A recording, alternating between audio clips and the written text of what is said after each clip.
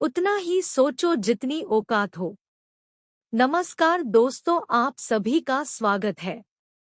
आज मैं आपको एक ऐसी कहानी बताऊंगी जो एक सरकारी स्कूल में पढ़ने वाले बच्चे की सोच को बताती है कि वह कैसा सोच सकता है। आपका ज्यादा समय न लेते हुए इस कहानी को शुरू करते हैं।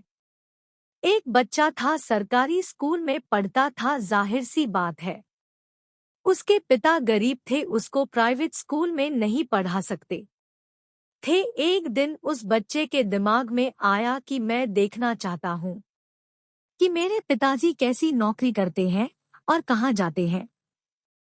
यही बात उसने अपने पिता को बताई। उसके पिता ने उसको जवाब दिया कि ठीक है, तुम कल मेरे साथ चल सकते हो। अगले दिन सुबह बच्चा अपने पिता के साथ चला गया।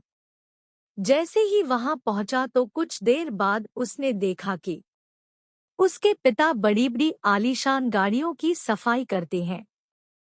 यानी कि उसके पिता का काम महंगी महंगी गाड़ियों को साफ करना है। तो उसके दिमाग में एक सपने का जन्म हुआ। एक दिन मैं भी अपने पिताजी को बड़ी बड़ी गाड़ियों में बैठाना चाहता हूँ। मैं नहीं चाहता कि यह जिंदगी भर इन गाड़ियों की सफाई करते रहे। कुछ टाइम बीत गया। अब वह बच्चा सरकारी स्कूल में पढ़ता था। एक दिन उनकी मैडम ने अपने सपनों के बारे में निबंध लिखने को कहा। सभी बच्चों ने निबंध लिखे। इस बच्चे की निबंध लिखने की बारी आई तो उसके दिमाग में सपना चल रहा था, उसी के बारे में लिख दिया। अब जब परिणाम की बारी आई तो सभी बच्चों को पास कर दिया गया, लेकिन इस बच्चे को मैडम ने फेल कर दिया। अपने पास बुलाकर कहा कि जो चीज तुम्हारे बस में है ही नहीं, जो चीज तुम कभी कर ही नहीं सकते, उसे लिखने से क्या फायदा हो सकता है। तुम्हें इसके बारे में जानकारी नहीं हो। मैं तुम्हें एक मौका और देती हूँ। आज रात को तुम निबंध फिर से लिखो और अगले दिन मुझे वापस बताना।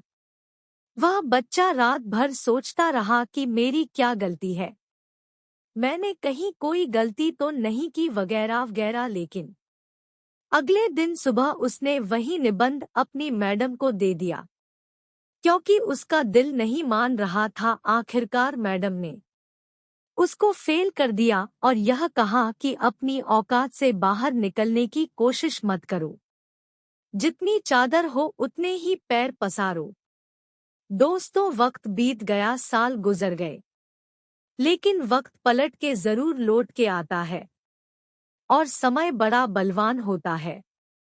एक मोटिवेशनल स्पीच को कोई ऑर्गेनाइज कर रहा था और जहां पर जो मोटिवेशनल स्पीकर बोल रहा था वही लड़का था। वह अपनी दास्तां सुना रहा था कि किस तरीके से एक सरकारी स्कूल की मैडम ने मुझे बड़े सपने देखने के लिए रोका और आज मैं यह कर पाया जो आप सोच सकते हो आप कर सकते हो। और यहाँ वह मैडम भी वहीं बैठी हुई थी। उनकी उम्र ढल चुकी थी।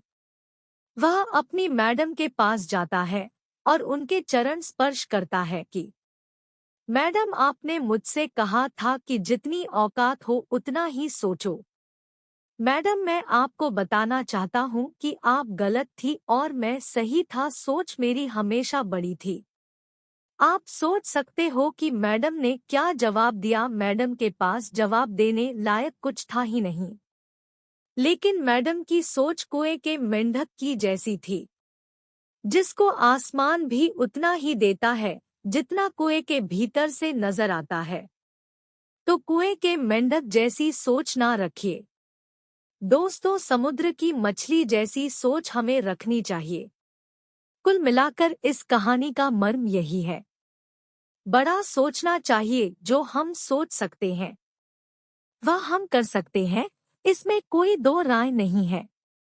नाकामयाबी का रोना वह लोग रोते हैं जिनको अपने सपनों पर भरोसा नहीं होता है, जिनको अपने खुद के ऊपर भरोसा नहीं होता।